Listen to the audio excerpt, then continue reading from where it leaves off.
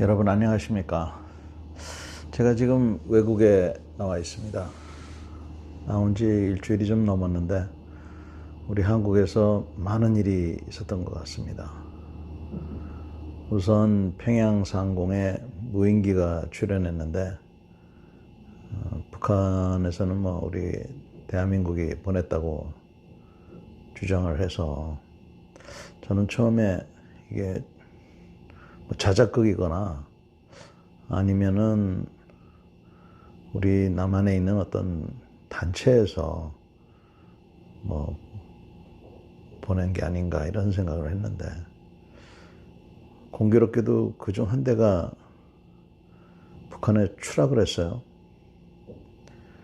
그 잔해 사진을 보면 이게 과연 민간단체가 보낸 게 맞을까, 이게 자작극일 수가 있을까 하는 생각이 듭니다. 지금 이런 상황에서 잘했다 못했다 이런 걸 따질 건 아니고, 만에 하나 우리가 계획적으로 올려보낸 거라면 우선 추락을 했는데 좀 좋은 장비를 좀 사야 되겠다 하는 생각이 우선 들고요. 그 다음에 북한이 지금 풍선을 당장 이제 내려보내고 있는데, 그리고 한 번만 더 그러면은 자기네들 가만히 있지 않겠다 그러는데, 북한이 겁쟁이들이라서 그런 보복을 못할 거라고 이렇게 확신을 하고 있는 그런 분들도 계시겠지만, 혹시 모르니까 전방에 있는 부대들, 또 우리가 갖고 있는 이런 방공 역량이라든지 이런 부대에 대해서 철저한 대비를 해야 될 겁니다. 만에 하나 우리가 계획적으로 올려보냈는데 그 결과로 인해서 걷잡을 수 없는 그런 상황으로 비약이 된다면 그에 대한 뒷감당은 하여간 뒷감당을 할 수 있는 그런 역량을 잘 갖춰야지, 그냥 북한이 말뿐이고 우리를 건드리지 못할 거다라는 이런 생각만으로는 그런 행동을 하는 것은 굉장히 좀 잘 생각해 봐야 되겠다는 게 제 생각입니다. 아무튼 이럴 때일수록 국민들께서는 침착하게, 또 따질 거를 따져야 될 분들은 따지는 것이 좋을 것 같아요. 그 다음에 북한이 러시아하고 우크라이나 전에 병력을 보냈다고 하는데, 기술자들이라든지 특히 자기네 장비의 성능을 관찰하고 보완하기 위해서 병력을 보낼 거라는 것은 분명히 있었겠죠. 있을 거라고 예상을 했습니다.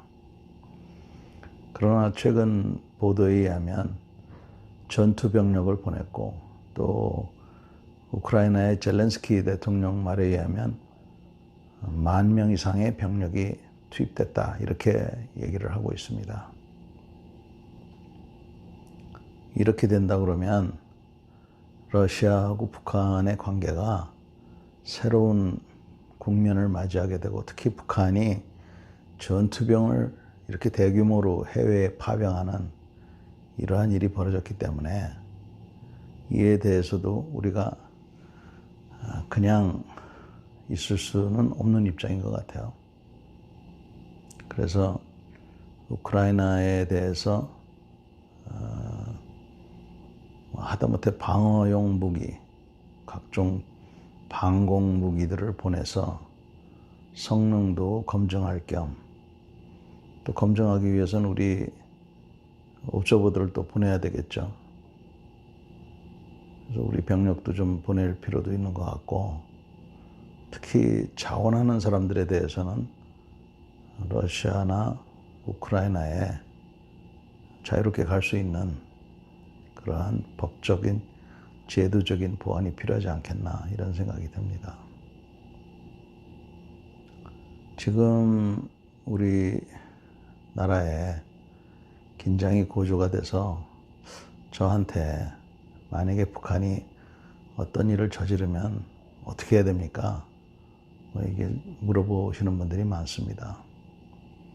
그런 일이 없기를 바랍니다만, 우선 간단히 얘기해서 사이렌이 울리면 가까운 대피소로 이동하십시오. 어린이와 반려동물 잊지 마시고 데리고 가세요. 그래서 사이렌이 끝이고 나서 1차적인 위기 상황이 끝나고 나면 집으로 빨리 가서 챙길 거 챙겨서 인구 밀집 지역을 벗어나는 것이 좋습니다. 두 번째 우리가 상정할 수 있는 상황은 어떤 경고 없이 갑작스럽게 폭발물이 터지거나 이런 일이 있을 수가 있습니다.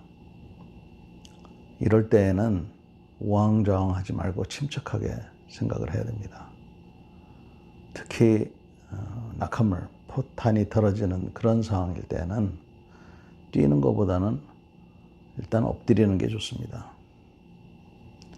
이 포탄도 총처럼 사격하고 나면 장전을 해야 돼요.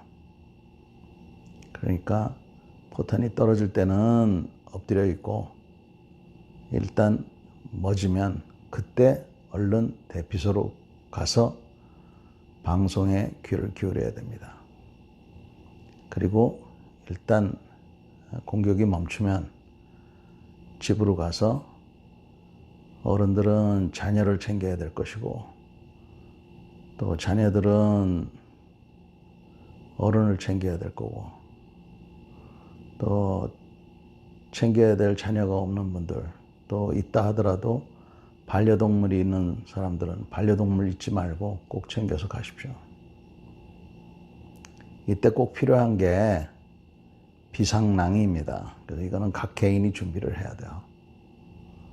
물 한두 개 꼭 있어야 되고, 그 다음에 주민등록증이나 여권 같은 이러한 증명서들이 꼭 필요합니다. 어린 자녀를 갖고 있는 그런 집안이라고 그러면 명함보다 약간 큰 크기로 사진을 찍어서 인쇄를 시켜놓고 어린 자녀에게는 그 인쇄물을 코팅을 해서 그 뒤에는 부모님 이름하고 생년월일, 또 자녀의 이름, 이런 것을 목에 걸 수 있도록 준비를 해야 됩니다. 이렇게 해서 인구 밀집 지역, 즉 수도권 같은 데에서는 이탈을 해야 돼요. 갈 데가 없다 이렇게 얘기하시는데, 일단 남쪽으로, 또 인구 밀집 지역으로 가는 거는 소용이 없죠. 다시 말해서 서울에서 이탈해가지고 부산으로 가는 거는 그렇게 현명한 일이 아닐 겁니다. 좀 조용한 곳으로 가야 된다. 그래서 비상낭을 준비하는데, 비상낭에는 물, 각종 증명서, 그리고 자기가 복용하고 있는 약, 이거는 필수적으로 가져가고, 그 외에는 본인들이 인터넷이나 이런 데를 잘 찾아보시면은 그 목록이 나와 있으니까 참고하셔서 준비를 하시기 바랍니다. 지금 많은 분들이 저한테 이런 질문, 즉 위기 상황에 어떻게 해야 되느냐, 이런 질문들을 많이 하시는데, 우리가 준비하면 준비할수록 이런 위기 상황은 오지 않을 겁니다. 그래서 각자 자기가 준비할 것은 잘 준비해 주시기 바랍니다. 아무튼 지금 우리 한국이 이것저것으로 인해서 상당히 그 긴장이 고조가 되어 있는 것 같아요.